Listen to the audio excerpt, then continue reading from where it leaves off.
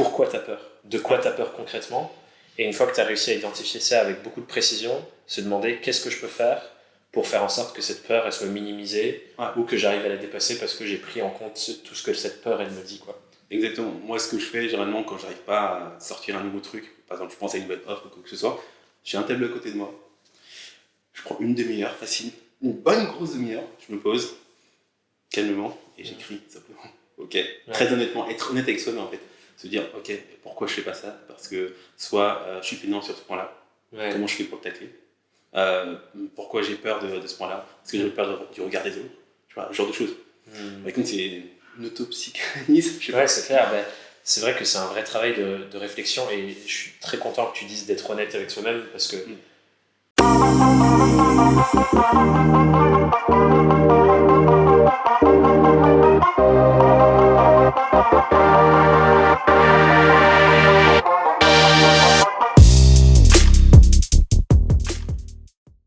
Salut à toi et bienvenue sur la Freelance Hotline, l'émission où je réponds à toutes tes questions sur ta vie de freelance avec mes super invités. Et aujourd'hui, je suis avec Dimitri Ribal. Salut Dimitri. Salut.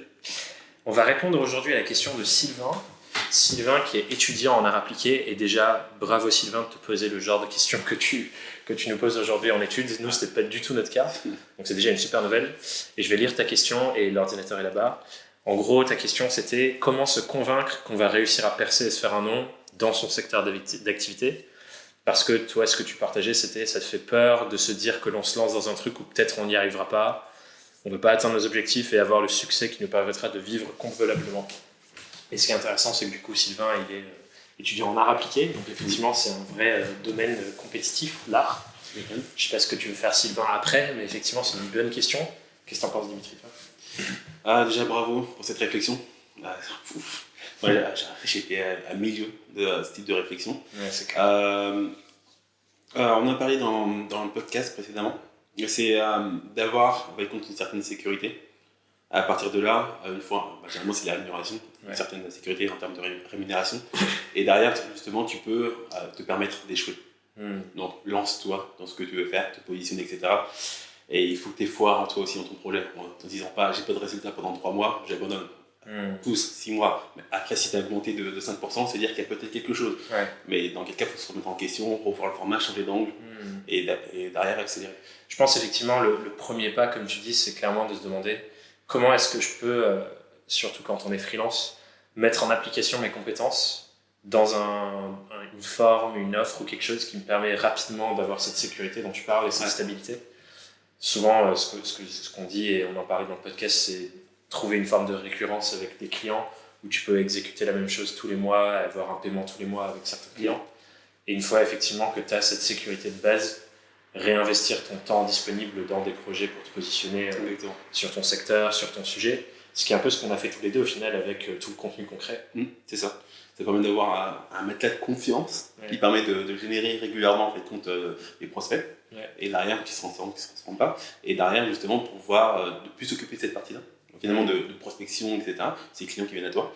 Et derrière, tu peux faire d'autres projets. Tu as du temps, en fait. C'est une question de temps à chaque fois. Ça permet de libérer du temps, tout simplement pour ça.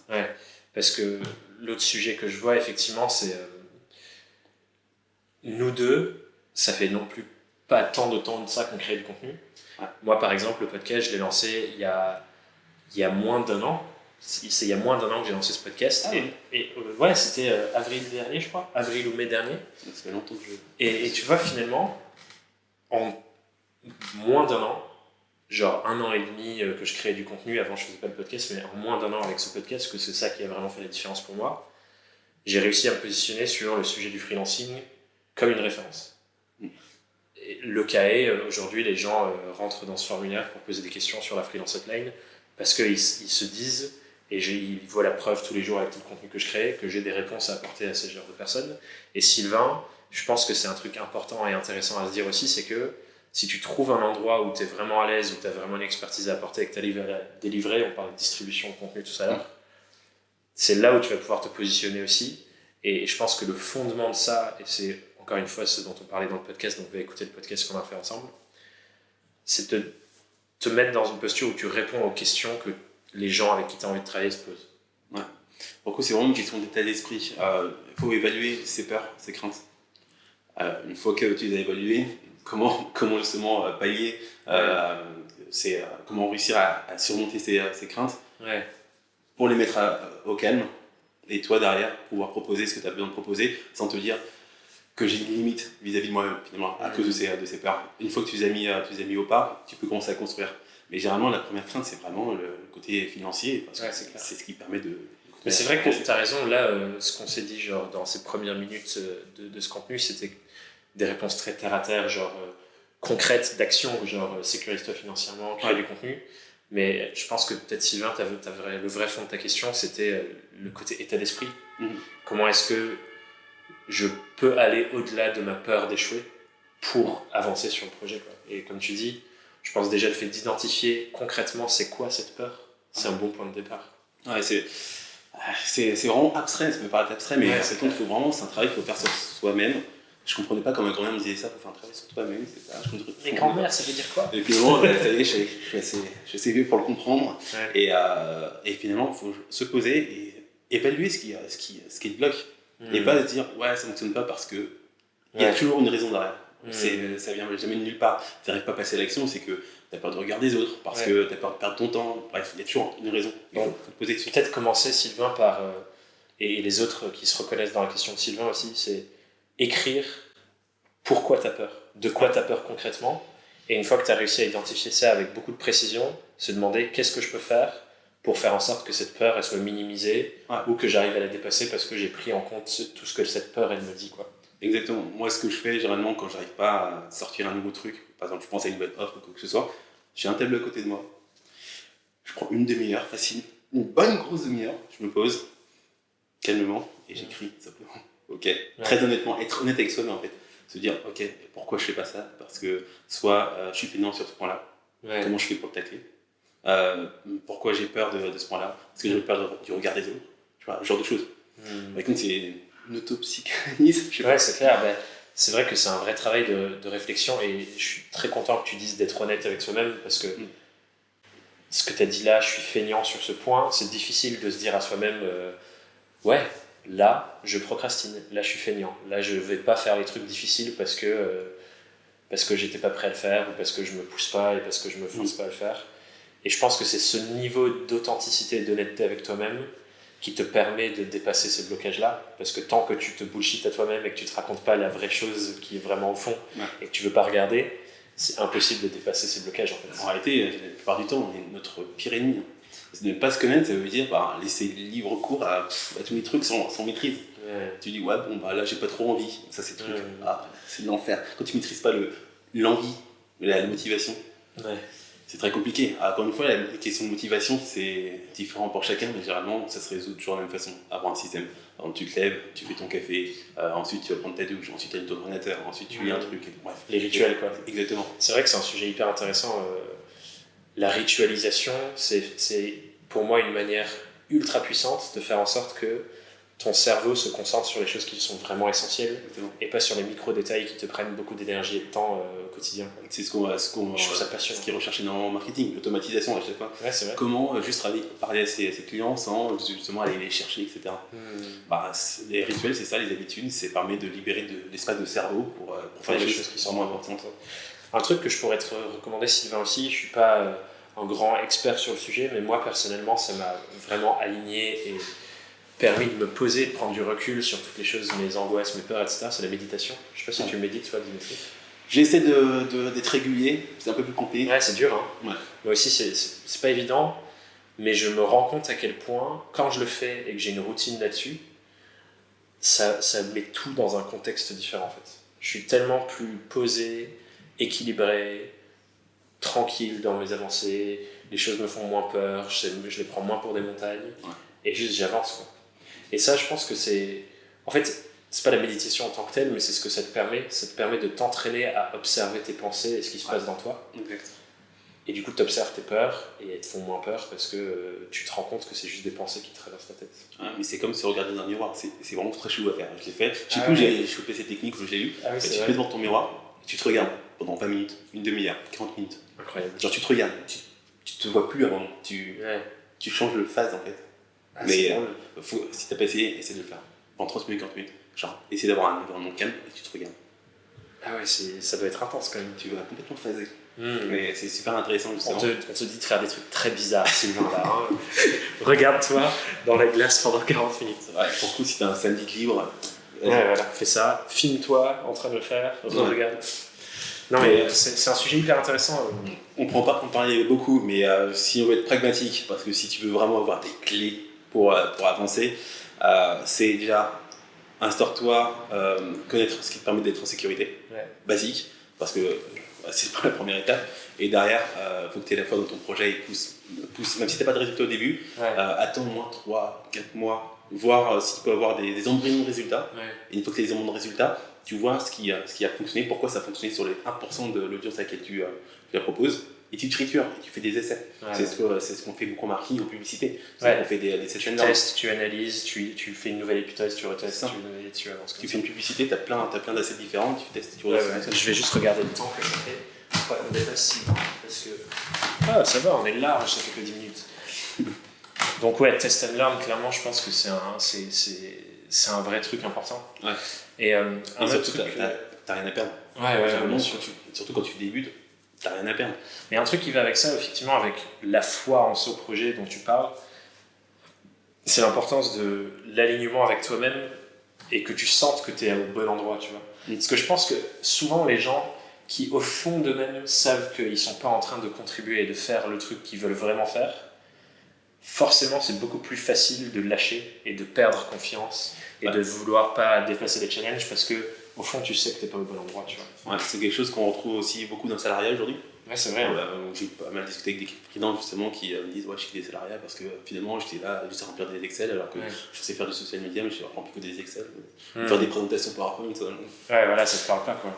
Forcément, si leur fun c'est gérer de la communauté, trouver des formats, faire des trucs engageants, etc., ça va pas leur plaire. Mais j'écoutais un contenu hier, je sais plus de qui c'était, mais c'était hyper intéressant ce qu'il disait. Il disait dans les 5 années qui suivent cet instant précis maintenant, peu importe l'instant que c'est, quand tu regardes cette vidéo, Sylvain, dans les 5 années qui suivent ce moment, quoi qu'il arrive et quoi que tu fasses, tu vas forcément être confronté à des challenges, à des problèmes, à des choses angoissantes et à des difficultés. Autant que tout ça, tu le traverses sur un truc pour lequel tu as une envie profonde d'avancer. C'est-à-dire qu'il fait vraiment du sens pour toi. Alors, en fait, ça a complètement configuré ta façon d'appréhender la chose. Est-ce que c'est vraiment négatif d'avoir des échecs, etc. Si concrètement tu te dis que ça fait partie du lot et mentalement tu t'es déjà préparé à ça, tu te dis c'est normal et tu agis en conséquence tout simplement. D'autant plus si c'est pour construire quelque chose qui fait vraiment sens pour toi, quoi. Parce que si tu contextualises tout ça en disant oui j'ai des difficultés mais quand je les aurai dépassées je vais avancer vers tel objectif qui juste est viscéralement important pour moi, ça donne du sens aux problématiques. Alors que si tu construis la cathédrale de quelqu'un d'autre et tu t'en fous au fond et tu sais que c'est pas pour toi, en fait tu vas pas les dépasser ces challenges là. Sauf s'il y a un très gros chèque derrière. Et encore je pense qu'il y a des limites à ça. Oui, je pense qu'il y a des limites à... Enfin, tu vois, genre, c'est ce que je dis souvent, moi, quand on me demande si je pourrais redevenir salarié. Je pense que peu importe le job, peu importe la rémunération, je dirais non. Parce qu'aujourd'hui, ce à quoi je tiens le plus, c'est cette liberté incroyable d'organiser ma vie en fonction de mes enjeux du moment et ce qui m'intéresse, et ce que j'ai envie de faire, et comment j'ai envie de vivre.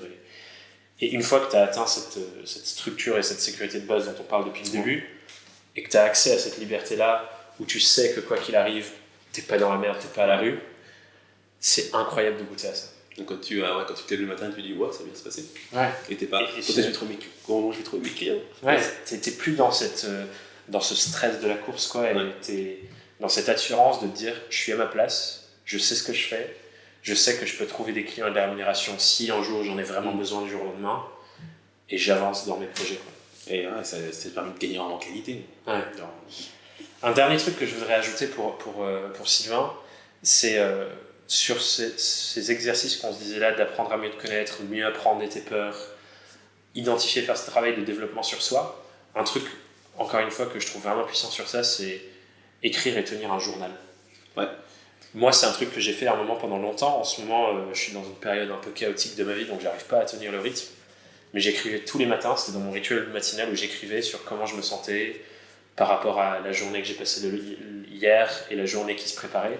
par rapport à tous les événements qu'il y a eu, comment je me sentais, où je me positionnais par rapport à ça, de quoi j'avais peur, avec une sorte de structure à ça. Et je me rends compte qu'avoir ce niveau d'analyse de soi et de compréhension de comment tu vis et ce que tu traverses et comment tu l'analyses, avec le temps, tu apprends à tellement mieux identifier ce qui se passe à l'intérieur de toi, quoi. Ouais, ça je l'ai fait pendant un moment, pareil, c'est comme la méditation, c'est Ouais, en dents de scie. Ouais. Ce qui Et n'est pas forcément grave au final, hein, que ce soit en dents de scie, je pense. non, mais au final, en fait, compte, j'y accède quand je sens que j'en ai besoin. Ouais. Je sais pas si c'est la bonne façon de faire. Je pense qu'il n'y a pas de bonne façon, mais En tout cas, c'est comme ça que je vis le truc. Parfois, j'ai besoin de me poser, parfois, j'écris des pages en fait. Ouais, Parfois, pareil. j'écris des pages juste parce que j'ai besoin de sortir le truc. Du coup, je comprends le principe du cahier intime, etc. Ouais. Bref, plein de choses que je comprends plus vieux, c'est marrant. Ouais, c'est drôle, hein. Et On se dit, quand on est gamin, c'est un truc de meuf, mais en fait, ça a vraiment du sens de faire ça, quoi. ah oui, ça permet de poser ses idées. Et il n'y a rien de mieux que de poser ses idées à l'écrit ou en tapant. Grave, parce que tu te confrontes à ça. Encore mieux, je préfère encore écrire d'ailleurs que Ouais, que écrire taper. en vrai, ouais, je suis d'accord. Même si j'adore taper, c'est une de mes grandes passions. Mais ouais, poser ses réflexions, son chemin aussi, et pouvoir revenir dessus, Ouais. voir tout le chemin qu'on a parcouru, le pourquoi, le comment, prendre des notes. Ça paraît être, en fait, ça paraît ne pas être utile. Mais Au en fait, final, ça te permet, encore une fois, d'avoir une meilleure connaissance de soi-même ouais, pour mieux agir, justement dans ces moments où tu vas avoir des doutes, des échecs, etc. ouais, Pour pouvoir mieux réagir, tout simplement. c'est clair. Bon, Sylvain, on a couvert pas mal de points. J'espère que ça répond bien à tes questions et que ça te permet de commencer une nouvelle réflexion sur le sujet. Pour les autres qui nous regardent et qui nous écoutent, pardon, je tousse un peu. Pour les autres qui nous regardent et nous écoutent, si vous aussi vous avez envie de poser votre question à la Freelance Hotline pour que j'y réponde avec mes invités, potentiellement avec Dimitri une nouvelle fois dans le futur, dans la description de cet épisode, juste sous la vidéo, il y a un lien vers un questionnaire, vers un formulaire que vous pouvez remplir pour me poser votre question et je me ferai une grande joie d'y répondre sur une prochaine édition de la Freelance Hotline. Mais d'ici là, je te souhaite une merveilleuse journée et je te souhaite une merveilleuse journée aussi. Et je vous dis à très bientôt sur la chaîne. Ciao. Salut. Ciao. Si tu as envie de progresser dans ton activité de freelance, ne pars pas tout de suite. Juste dans la description, tu vas pouvoir t'inscrire à mes mails privés, ma newsletter, bref, du contenu que j'envoie tous les jeudis. C'est du contenu exclusif pour les freelances, pour les indépendants qui veulent développer leur activité, progresser, être plus alignés avec qui ils sont pour avoir une activité qui soit réellement au service de la vie qu'ils veulent vivre. Tous les jeudis, j'envoie ce mail avec du contenu exclusif, des choses qui vont vraiment t'aider à avancer, à progresser, à avoir plus de clients, à avoir des plus belles missions, celles qui te correspondent vraiment. Il y a d'ailleurs des cadeaux dans le tout premier mail que tu vas recevoir. Donc vas-y, c'est dans la description, on se retrouve là-bas. J'ai hâte d'avancer avec toi et de continuer d'avancer sur le chemin du freelance avec toi. Ciao, à bientôt.